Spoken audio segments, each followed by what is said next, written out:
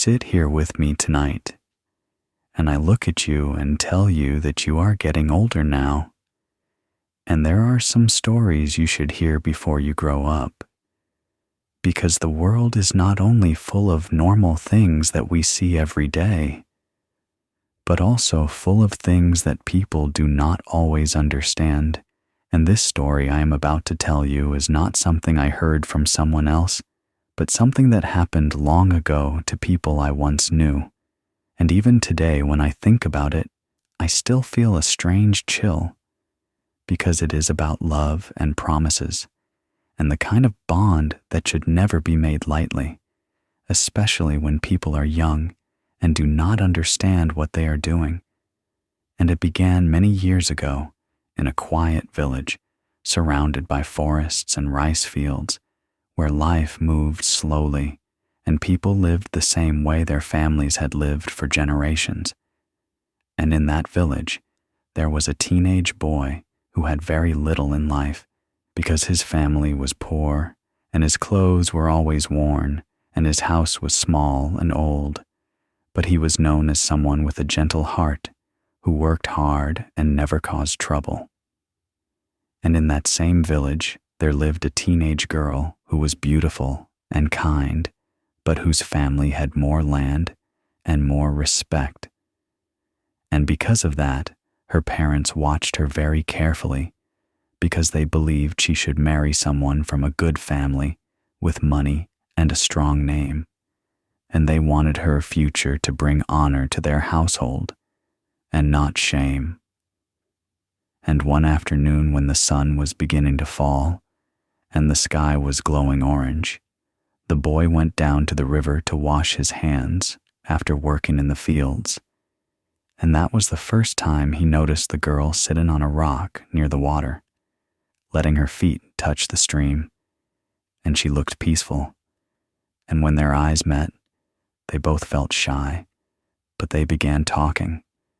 And what started as a simple conversation slowly turned into something deeper, because they realized they enjoyed being around each other. And after that day, they began finding small reasons to meet again, sometimes by the river, sometimes along quiet paths near the forest, and sometimes near the fields where no one else would be walking. And before long, they were spending as much time together as they could, laughing, sharing food, and telling each other their dreams about what their lives might be like someday.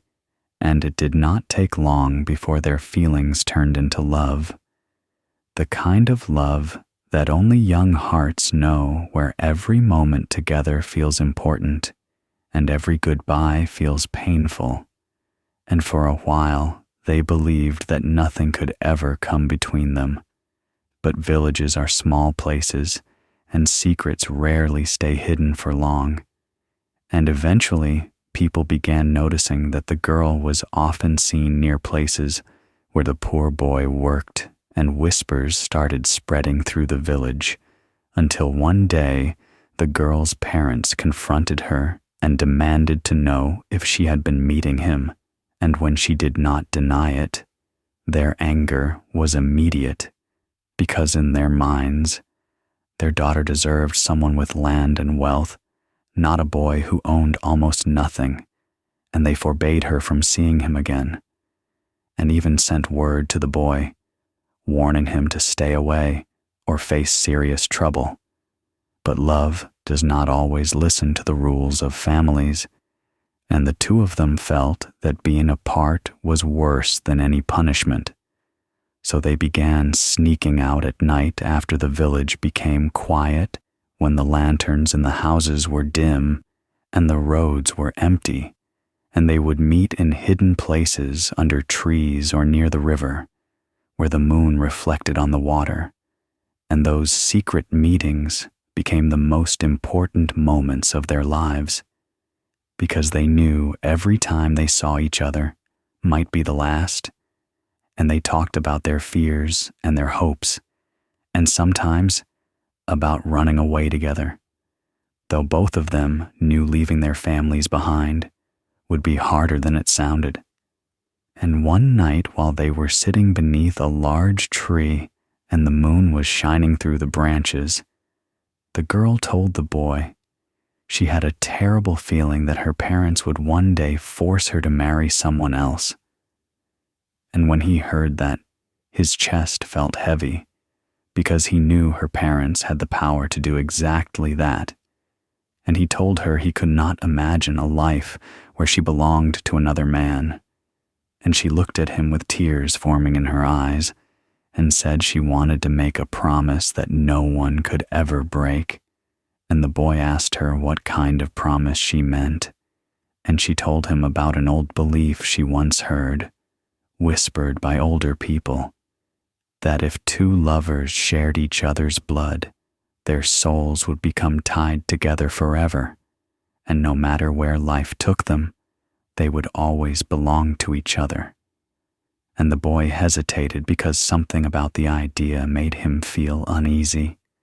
But the girl held his hand tightly and said she did not want to lose him, and if the world tried to separate them, she wanted a bond stronger than anything else, and because he loved her more than he feared. The strange promise he agreed, and they found a small knife the boy carried for work, and with shaking hands he made a tiny cut on his finger. And she did the same, and the sight of the blood made both of them nervous, but they pressed their fingers together, letting the drops mix. And then, in a moment of desperate devotion, they each tasted the blood from the other's finger, sealing the promise between them. And for a moment, they simply sat there, holding hands, believing they had created something that would last forever. And after that night, their secret meetings continued, and those were some of the happiest days they ever knew, because they believed nothing could break the bond they had made. But life has a way of changing suddenly, and one afternoon, the girl's mother put a plan into motion without telling her, because she had already chosen a husband for her daughter, a man from a respectable family. And in that place there was a custom where sometimes a bride could be taken quickly and married before she had time to refuse. And that was exactly what happened, because one day, while the girl was visiting relatives, men arrived and carried her away while she cried and struggled, and by the time the poor boy heard what had happened, the wedding preparations were already underway, and he ran toward the village center, but stopped far from the crowd, hiding behind trees where he could see the ceremony without being seen. And he watched the girl he loved, dressed in wedding clothes, standing beside another man, while people celebrated around them, and music played, and food was prepared. And he felt as if the world had become silent, except for the sound of his own heart breaking. And he remembered a night they mixed their blood and promised to belong to each other forever. And tears ran down his face as he realized he had no power to stop what was happening. And after the wedding, the girl moved into her husband's home, and life continued as the village expected. And not long after, she became pregnant, and eventually her husband decided they would travel to the United States to start a new life where he believed there would be more opportunities. And she followed him across the ocean, carrying their child and trying to forget the boy she once loved, even though sometimes, late at night, she remembered the promise they made under the moon, while the boy remained behind in the village, where the years slowly passed, and he worked hard, but never found happiness, and he never married anyone, because his heart felt like it already belonged to someone else. And every night he remembered her face and the taste of her blood and the promise they made, and the loneliness grew heavier and heavier, until one evening when the sky was dark and the wind moved quietly through the trees, He walked to a place far from the village where no one would see him, and he tied a rope to a strong branch, and before he stepped forward, he whispered the girl's name, remembering the life they dreamed about, and then he let himself fall, and his life ended there. But far away in the United States, the girl began noticing strange things, even though she did not yet know what had happened, because sometimes late at night, she thought she saw someone standing outside her house, watching silently, and when she looked again, no one would be there.